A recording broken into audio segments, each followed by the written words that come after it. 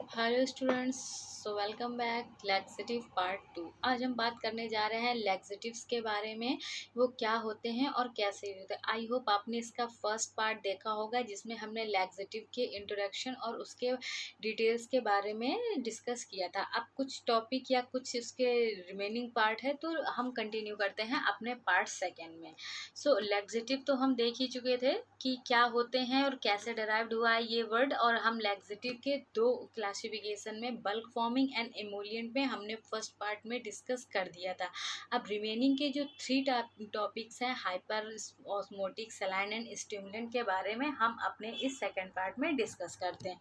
जो हमारे hyper osmotic type के लैक्सेटिव्स होते हैं वो अब क्या करते हैं, increase the faecal water content. अब ये हमारे फीकल मटेरियल में वाटर के कंटेंट को थोड़ा सा इंक्रीज कर देते कि जो हमारा स्टूल ड्राई हो चुका है उसमें वाटर का एब्जॉर्प्शन ज़्यादा होने की वजह से उसमें वाटर के कंटेंट को वो इंक्रीज कर देते हैं ताकि हमारा फीकल मटेरियल जो है वो थोड़ा सा लिक्विफाई हो जाए, लूजन हो जाए।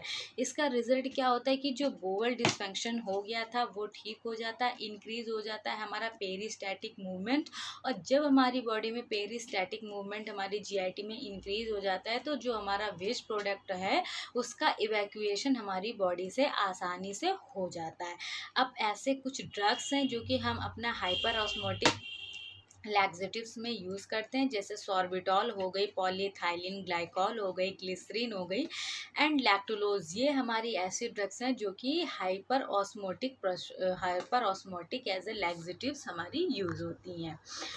अब हाँ, पीईजी मतलब polyethylene glycol powder as a solution available as a prescription also over the counter laxative. अब जो हमारा पॉलीथाइलिन ग्लाइकॉल का पाउडर या सॉल्यूशन है वो हमारा अवेलेबल है आजकल प्रिस्क्रिप्शन में, और ये हमारा एक ओवर द काउंटर लैक्सेटिव हमारा वर्क करता है। Lactulose is a semi-synthetic disaccharide sugar that also act the osmotic laxative। अब जो हमारा लैक्टोज है वो हमारा एक सेमी सिंथेटिक डाइसैक्राइड शुगर है जो कि हमारे ऑस्मोटिक लैक्सेटिव में वर्क करता है। मतलब हमारे जो लैक्सेटिव हो उसमें एज अ ऑस्मोटिक लैक्सेटिव हमारा यूज़ करते हैं या हम उसका यूज़ करते हैं। It is a product that can not be hydrolyse the intestinal enzyme.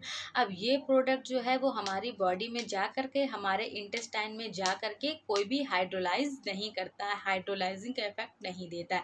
Oral dose are in degraded the colon. जो हम ओरल डोज से लेते हैं लैक्सेटिव की ड्रग्स को, वो हमारे कॉलन में जाकर कॉलन के बैक्टीरिया में एक लैक्टिक या फिर फॉर्मिक या फिर एसिडिक एसिड को डिग्रेडेशन करती है and they increase the osmotic pressure. और जो हमारे जीआईटी में इंटेस्टाइन में ऑस्मोटिक प्रेशर होता है उसको इंक्रीज कर देगी। जब हमारा ऑस्मोटिक प्रेशर इंक्रीज हो जाएगा, पेरिस्टैटिक मूवमेंट बढ़ जाएगा, बॉवल मूवमेंट बढ़ जाएगा, तो जो वहाँ पे हमारे फ्लूइड के एक्यूमुलेशन हो रखा है डिस्टेंडिंग हो जाएगा। Colon create the stool softener, उसमें प्रेशर इंक्रीज हो जाएगा। जो वहाँ पे स्टूल था जो हार्ड हुआ पड़ा था वो थोड़ा सा सॉफ्ट हो जाएगा, लिक्विफाई हो जाएगा, उसका पेरिस्टैटिक मूवमेंट, बॉवल मूवमेंट जो है वो बढ़ जाएगा। तो ये हमारी बॉडी में आसानी से रिमूव आउट हो जाएगा, पास आउट हो जाएगा और हमें कॉन्स्टिपेशन की प्रॉब्लम से रिलीफ मिल जाएगा। तो ये थे हमारे जो ड्रग जिन्हें हम as a hyper osmotic use करते हैं लैक्सेटिव की प्रॉब्लम को ट्रीटमेंट कॉन्स्टिपेशन की प्रॉब्लम को ट्रीटमेंट करने के लिए। अब जो हमारे सलाइन हैं, सलाइन लैक्सेटिव्स क्या होते हैं, increase the osmotic pressure with is the intestinal tract. Saline type की जो ड्रग्स है एज ए लैक्सेटिव हम यूज़ करते हैं तो ये हमारे इंटेस्टाइन में जा कर के ऑस्मोटिक प्रेशर को इंक्रीज कर देती हैं, जिससे मोर वाटर इंटर्स द इंटेस्टाइन, जिससे ज़्यादा से ज़्यादा जो वाटर है वो हमारे इंटेस्टाइन में जाता है। अब जब वाटर इंटेस्टाइन में जाएगा तो जो हमारा स्टूल सॉफ्ट हो गया था उसको एक लिक्विफाई कर देंगी, उसमें जाकर के जो कंटेंट है वाटर का वो बढ़ जाएगा। जब वाटर का कंटेंट बढ़ जाएगा तो रिजल्ट्स क्या है, इसमें भी सेम जैसे हमारी पिछली ड्रग्स में हमने देखा कि बोवेल मूवमेंट बढ़ जाएगा, पेरिस्टैटिक मूवमेंट इंक्रीज हो जाएगा, तो हमारी बॉडी से जो वेस्ट प्रोडक्ट है उसका इवैक्यूएशन आसानी से हमारी बॉडी कर पाएगी और हमें कॉन्स्टिपेशन की प्रॉब्लम से रिलीफ मिल जाएगा। अब वेरियस टाइप के ऐसे सलाइन लैक्सेटिव्स हैं जो यूज में हम लाते हैं, जैसे कि एग्जांपल में हमारे हो गए magnesium sulphate, magnesium hydroxide, magnesium citrate, sodium phosphate. These are the agent are use a saline laxatives. तो सलाइन लैक्सेटिव्स की कैटेगरी के ये एग्जांपल्स थे। अब स्टिमुलेंट्स क्या करते हैं? Increase the peristalsis via intestinal nerve stimulation. अब ये हमारे जो स्टिमुलेंट है, नाम से ही आपको पता चल रहा है कि ये हमारी बॉडी में पेरिस्टैटिक मूवमेंट को स्टिमुलेट कर देते हैं, पेरिस्टैटिक मूवमेंट को बढ़ा देते हैं, जिससे कि हमारा स्टूल आसानी से बॉडी से रिमूव आउट हो सके, पास आउट हो सके। तो इसके बहुत सारे ऐसे एग्जाम्पल हैं, कैस्टर ऑयल हो गया, सेना हो गया, कैस्कारा हो गया। ये सब हमारे जो एजेंट होते हैं जिसे हम as a stimulant for the treatment of the constipation use करते हैं, जो कि हमारे लैक्सेटिव्स की कैटेगरी में आते हैं। अब सेना is a widely use stimulant laxative, जिसमें से सेना जो है हमारी वाइडली यूज की जाती है एज अ स्टिमुलेंट लैक्सेटिव।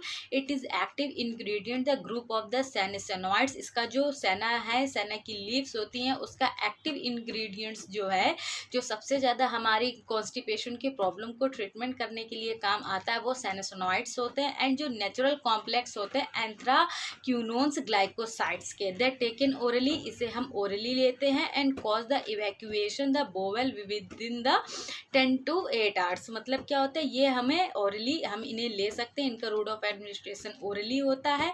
और ये हमारे इवैक्यूएशन, जो हमारा बोवेल मूवमेंट है, उसको बढ़ा देते हैं। उसको बढ़ाने से ये होता है कि जो हमारा इवैक्यूएशन का प्रोसेस है वो बढ़ जाता है, और ये अपने इवैक्यूएशन का प्रोसेस जो है 8 से 10 घंटे के अंदर जो है वो दिखाना शुरू कर देते हैं। मतलब इनका ऑनसेट ऑफ एक्शन होता है, इसीलिए ये हमारी वाइडली यूज्ड ड्रग है। It is also cause the water and electrolyte secretion into the bowel. ये हमारे क्या करते हैं, वाटर एंड इलेक्ट्रोलाइट के सिक्रीशन करते हैं बॉवेल में। And combination product with the डोस्कोनेट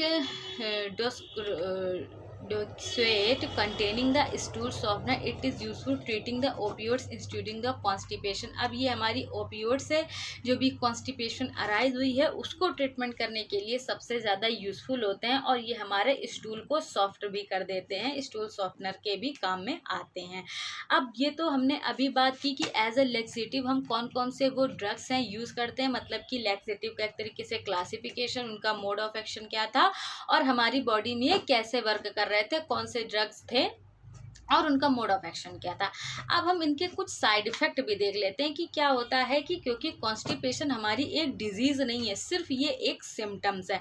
अब जो भी हम अपनी लैक्सेटिव ड्रग्स यूज़ कर रहे हैं तो उसका कहीं ना कहीं हमें कोई साइड इफ़ेक्ट देखने को मिल सकता है, या फिर हम उनका रेगुलर यूज़ करें या कहीं ना कहीं, तो देखते हैं कि क्या होता है। जो बल्क फॉर्मिंग सब्सटेंस हम लेते हैं वो हमारी बॉडी में फ्लूइड को ओवरलोड कर सकते हैं, उसमें इम्पैक्शन कॉज कर सकते हैं। जो हम इमोलिएंट लैक्सेटिव्स अपना यूज़ करते हैं वो हमारी स्किन में रैशेस कॉज कर सकते हैं, रैशेस की चीज़ें हमें देखने को मिल सकती हैं। And decrease the absorption of the vitamin. और अगर हम इनका यूज़ कर रहे हैं इमोलिएंट की, अपने इमोलिएंट लैक्सेटिव्स का, तो ये हमारा जो बॉडी में विटामिन का एब्जॉर्प्शन है उसको डिक्रीज कर सकते हैं, विटामिन एब्जॉर्प्शन के प्रोसेस को थोड़ा सा घटा सकते हैं, रिड्यूस कर सकते हैं। जो हाइपर ऑस्मोटिक लैक्सेटिव्स होते हैं वो एब्डोमिनल ब्लोटिंग, मतलब हमारे पेट में ब्लॉटिंग की कंडीशन कॉज कर सकते हैं। एंड रेक्टल इरिटेशन, जो हमारा in part of the alimentary canal is called the rectum, और उस रेक्टल में किसी तरीके का इरिटेशन कॉज कर सकते हैं, जो कि हमारा साइड इफेक्ट है, हमें देखने को मिल सकता है। जो हमारे ऑल लैक्सेटिव्स होते हैं वो हमारे इलेक्ट्रोलाइट्स के बैलेंस में डिस्टर्बेंस क्रिएट कर सकते हैं, या हमारी बॉडी में लैक्सेटिव्स को ज़्यादा या रेगुलर यूज़ करने से इलेक्ट्रोलाइट्स इम्बैलेंस जैसी सिचुएशन हमें देखने को मिल सकती है, ये हमें कॉज कर सकते हैं। सो आई होप स्टूडेंट्स आपने लैक्सेटिव का पार्ट 1 एंड पार्ट 2 दोनों ही देखा होगा और आपको अच्छे से समझ में आया होगा। Best wishes to all of you and thank you class.